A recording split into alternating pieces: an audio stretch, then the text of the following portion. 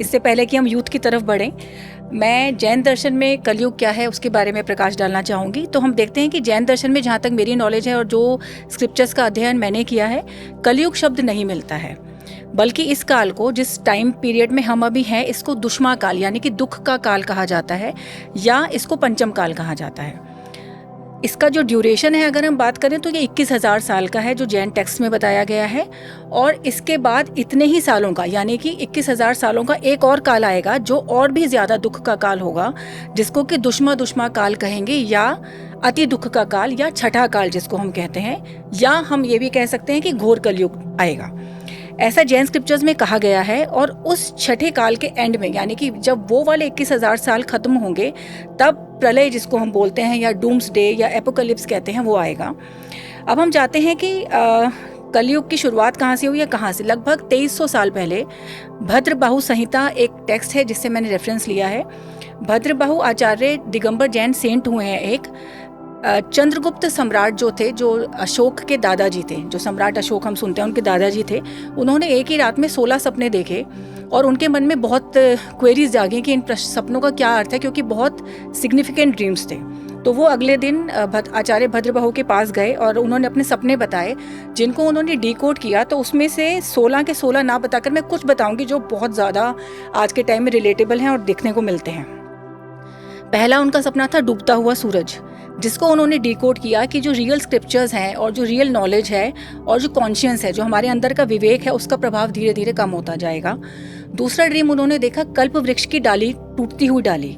इसका मतलब कि जो सत्ता में बैठे हुए लोग हैं वो आत्मसंयम और नैतिकता, अब उनके जो एथिक्स हैं और जो मोरालिटी है वो उनकी स्टेक पर रहेगी, हमेशा कम होती जाएगी।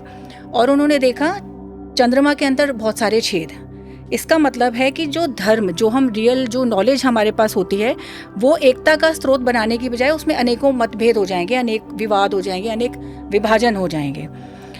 उसके बाद एक और जो सपना उन्होंने देखा कि कीचड़ में खिला हुआ कमल, उसको आचार्य ने डिकोड किया कि ऊंचे पद और प्रतिष्ठा में और अच्छे परिवारों में जन्म लेने वाले लोग भी जो रियल वैल्यूज़ हैं या मोरालिटी है उससे दूर होते चले जाएंगे। एक उन्होंने देखा सूखता हुआ सरोवर, जिसमें कहीं कहीं पर थोड़ा थोड़ा पानी दिखाई दे रहा है। इसका मतलब कि जो वास्तविक धर्म है, जो रियल नॉलेज है और जो रियल स्पिरिचुअलिटी है, उसको ढूंढना दुर्लभ होता जाएगा, बहुत मुश्किल होता जाएगा और कुछ ही स्थानों पर वो अवेलेबल रह जाएगी। तो ऐसा है। और एक उन्होंने सपना देखा सोने की थाली में खीर खाता हुआ कुत्ता, जिसका मतलब है कि धन और संसाधन, मतलब कि जो फैसिलिटीज़ हैं वो ऐसे लोगों के पास ज़्यादा होंगी जिनके अंदर उसको संभालने की क्षमता नहीं है, ये कह सकते हैं हम। एक उन्होंने सपना देखा हाथी पर बैठा हुआ बंदर, जिसका अर्थ है कि जो चंचल और जो जिनकी दूरदर्शिता नहीं है, फार साइटेडनेस नहीं है और इमेच्योर लोग हैं, वो नेतृत्व वाली शीर्ष पर बैठे हुए होंगे, जिनके हाथ में पावर होगी और जो डिसीजंस लेंगे। एक सपना था मर्यादा तोड़ता हुआ समुद्र, कि समुद्र अपनी मर्यादा तोड़कर ओशियन शहर में और गाँव में घुस रहा है। इसका मतलब कि जो प्रभावशाली लोग हैं वो न्याय, नियम और नैतिक सीमाओं का उल्लंघन करेंगे। ठीक है। फिर एक है रथ खींचते हुए दो बछड़े।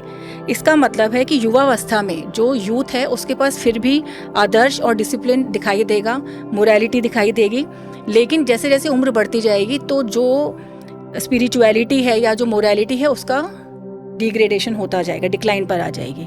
एक सपना उनका था ऊंट पर सवार राजकुमार। इसका मतलब कि अगेन शासक और नेता, मतलब बेसिकली जिनके हाथ में पावर है, जो लोग चलाते हैं चीज़ों को, जहाँ से लोगों की कंडीशनिंग और वो सब होती है, वो गलत चीज़ों लोगों के हाथ में जाएगी। इसका सार यही निकल कर आता है।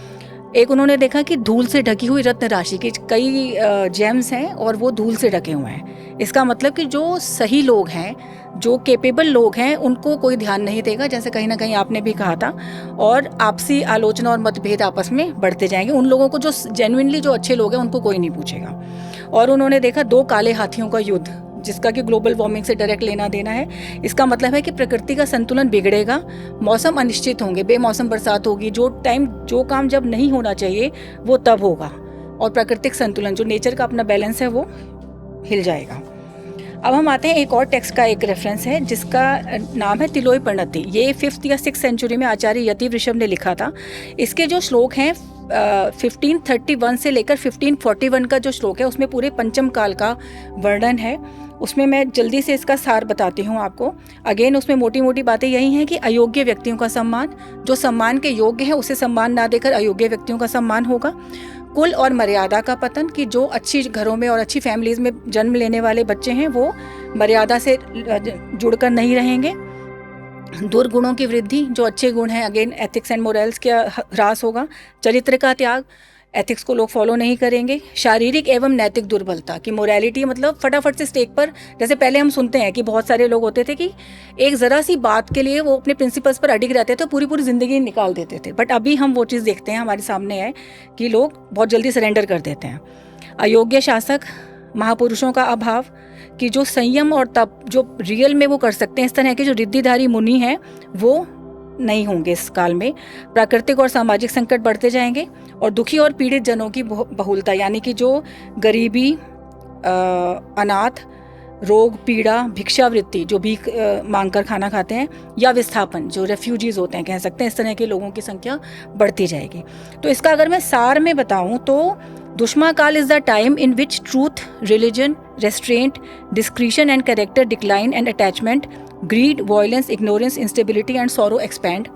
इसके अलावा this is about values also, morality and mental states.